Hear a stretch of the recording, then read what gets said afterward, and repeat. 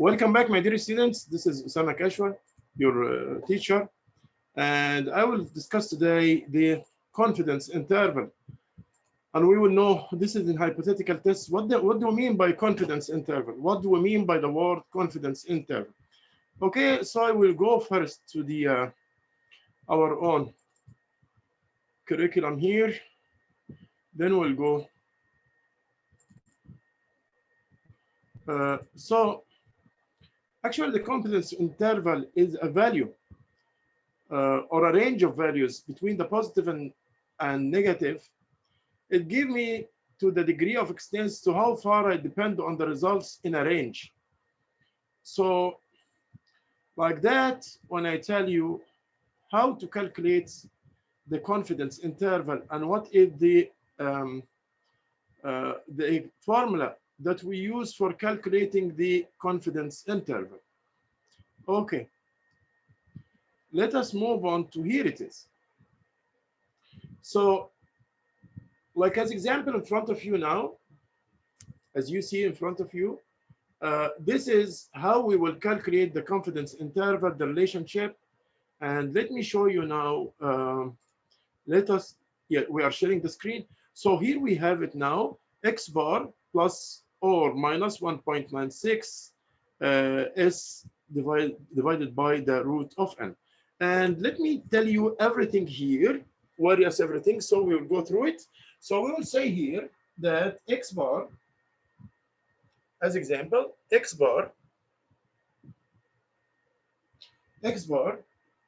means the average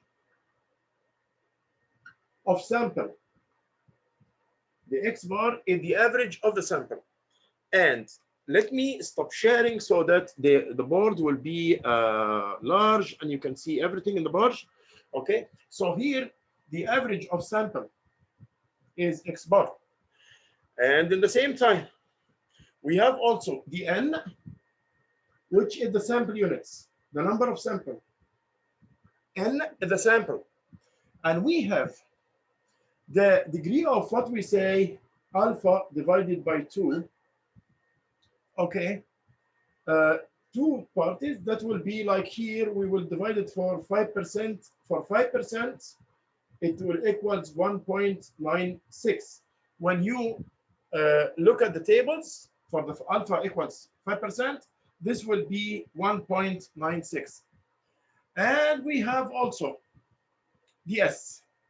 The S is the sample standard deviation. Standard deviation. But take care, because this is the standard deviation of the sample. And that drives me now to write the formula of the confidence interval. Confidence interval. It's a range in between acceptable results. Okay, for now, I have two types of confidence intervals. The first type is when the sample is, if I have the sample, the standard deviation of population is known, TD, DEV of population is known. In that case, I will use this coming relationship, will equals x bar plus or minus 1.96 for driving in the 0.5% for alpha equals 5%. Okay, that will be multiplied by sigma divided by the root of n. So this will be for the first if standard deviation of the population is known. But if standard deviation of the population is unknown, if the standard deviation of the population is unknown, then I would use instead this formula, x bar plus or minus 1.96 times s by root of n, because s here replaced the sigma. As you see, because it replaced the sigma, because I don't have the sigma. So once again, I want to say here, and I will write it down there on the other part of this relationship on the other part. Now, if the standard deviation of the population, if it is known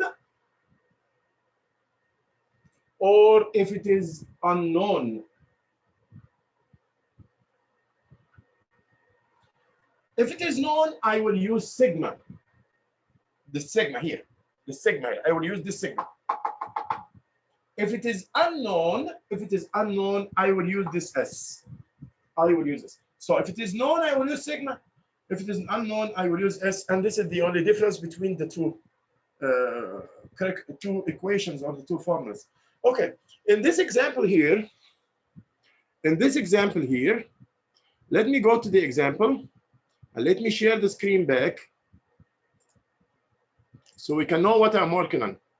When you see here, for example, sample D, let us see this example now. Let's substitute in this example and see sample D of 30 babies. Okay, I will go one by one in the example.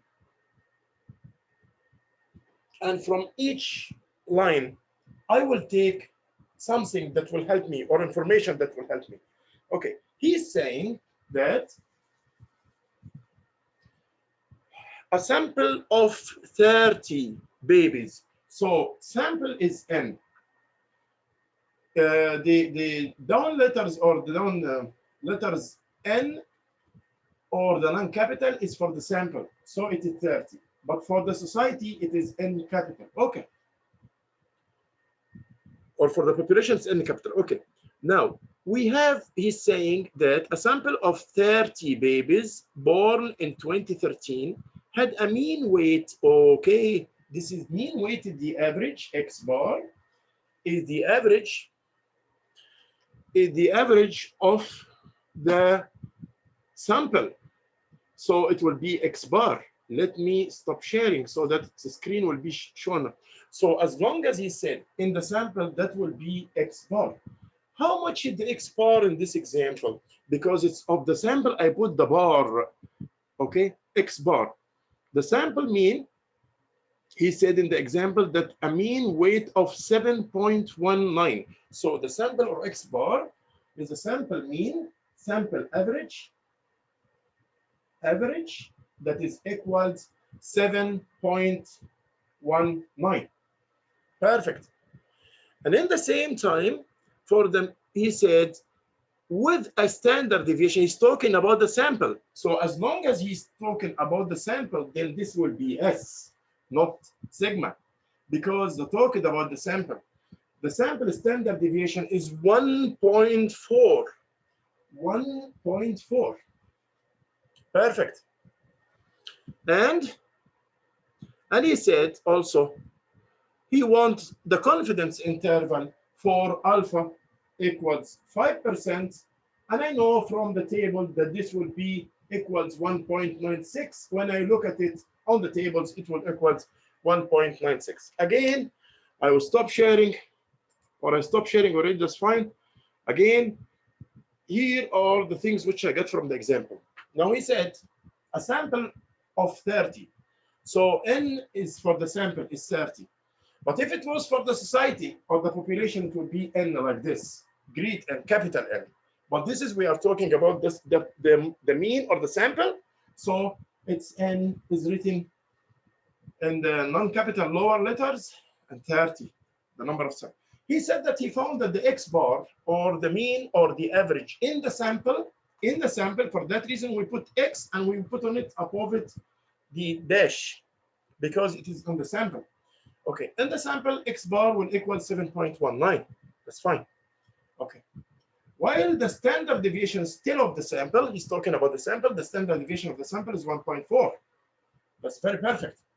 Okay. So he won't say, calculate the confidence interval, when alpha equals 5%, when alpha equals 5%. Perfect. Now, I will go back to my relationships or my formulas. Now, I have the N of the sample. I don't have the N of the population. And I have the average X bar, the average of the sample, X bar, the average of the sample, not the population. And I have the standard deviation of the sample. I don't have the standard deviation of the population. I have of the sample, so I will use S. Then alpha, either for the sample or for the population, is 5%, which when I look at the tables, I'll find this alpha will equals 1.96. So which one I will apply from those two? Which one I will apply from those two? Because I have the X bar, the mean of the sample, and I have the standard deviation of the sample, so I will use the second formula. I will not use the first formula. Okay, now the case that the standard deviation of the population is unknown and the sample size is okay. Yeah, on all the sizes it's okay, that's fine. Then I will apply for the confidence interval. I will say will equal the confidence interval will equals what? X bar plus or minus. So once I will calculate it with plus and once I will calculate it with minus, 1.96 times S. The S is how much? The S is the standard deviation. The standard deviation is 1.4 divided by the root square of the sigma. The sigma is 30. Let me remind you back with the formula itself. I should write the formula first. I will write the formula here up. I will write it up here so that it can be known. I'm working on the formula of the sample, not about the standard deviation or not about the society. So it is X bar plus or minus alpha by divided by 2, which is 1.96 here. Then S divided by the root of n. So every one of those I applied now. Every one of those I applied. So X bar will equals X bar in front of me of the average of the sample here. In the example, in this example, let's see how much it is. X bar is 7.19. 7.19, here it is, 7.19. Okay, so equals 7.19 plus or minus 1.96 times 1.4 divided by the root square of the n, which is 30. That means what? That means what? That means once I will calculate it with positive and once I will do it with a negative. The confidence interval means once you will do it with the positive, this positive, and once again you will do it with the negative. Okay.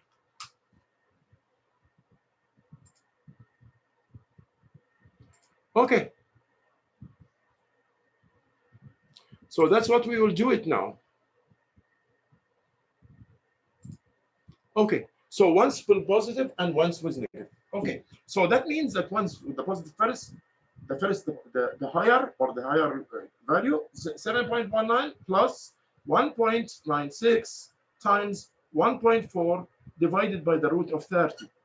Then I will see the value of this. It will be 7.7. 7.7. Okay.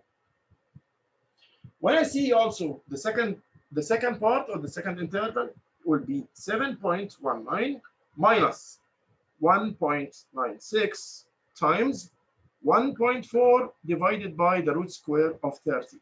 The only difference between the first formula and the second formula, that once I calculated with positive and the second I calculated with negative, because I'm giving interval in between two parts. This will give me 6.7. 6.7. So the range or the confidence interval when alpha equals 5% will be like this. Will be then like this. My confidence interval will be in between, here in between 6.7 and 7.7, and this is the end of this example, between 6.7 and 7.7. So the lower is 6.7 and the higher is 7.7, and those are the acceptable results between the both of them based on the average of the sample here in this example. Thank you so much. Thank you for listening. Thank you for listening. Thank you.